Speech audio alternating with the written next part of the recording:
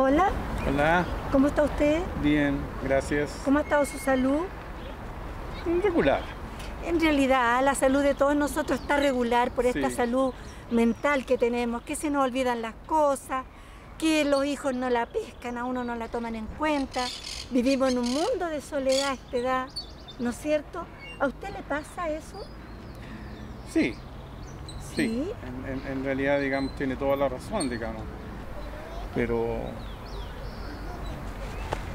tener esperanza no vaya a esperar. Sí, el tema es que cuando uno va a médico tiene que buscar especialistas.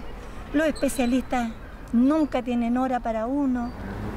Incluso quería ver un psicólogo, psicóloga, fui a pedir hora al CEFAM, pero quedé en lista de espera.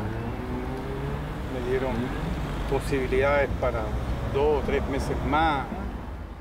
Y no hay otra alternativa, a no ser que tengan uno los recursos para verse en forma particular. Y eso es difícil. Es muy difícil. Y usted lo necesita ahora, Así no es, en 3 meses más. justamente. ¿Qué pasa si uno, cuando venga la hora, en 3 meses más ya no esté?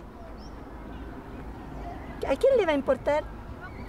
Claro, le van a avisar a uno, al familiar más cercano, digamos, pucha, ya le tenemos ahora a su padre. Mi padre falleció hace 15 días atrás. Suele suceder eso.